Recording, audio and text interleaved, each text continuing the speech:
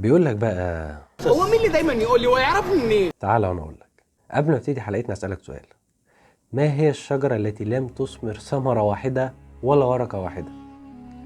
هسيبك 5 ثواني تفكر، ولو عرفت اكتب لنا في الكومنتات. ها، فكرت؟ تعالى وانا اقول لك. شجره الدر. كلنا سمعنا الاسم ده كتير، بس كتير مننا ما يعرفش قصتها. تعالى اقول لك قصتها النهارده. اسمها عصمة الدين. كانت جارية من جوار السلطان الصالح نجم الدين أيوب، سلطان الدولة الأيوبية. الحظ خدمها ودخلت في خدمة السلطان.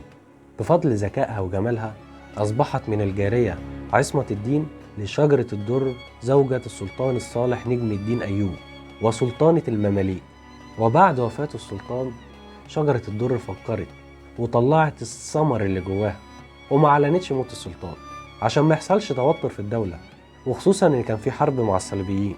ومش بس كده، دي بقت تكتب اوامر للجند على اكنها السلطان عشان ما تقللش من حماسهم في الحرب.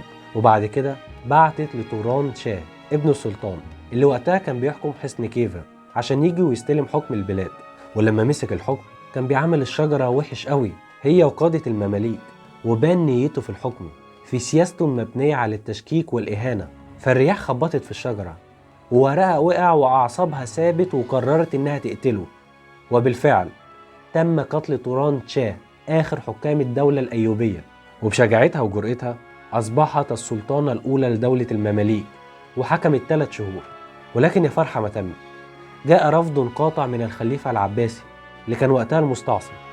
فالشجرة تسكت على كده؟ لا، فكرت الشجرة ودورت على واحد واتجوزته. كان من المماليك وكان اسمه عز الدين أيبك، واتنازلت له عن الحكم، وفضلت برضه هي اللي بتحكم، بس بشكل غير معلن. بس كده، ودي كانت قصة شجرة الدر باختصار. المصادر كلها هتلاقوها في صندوق الوصف تحت.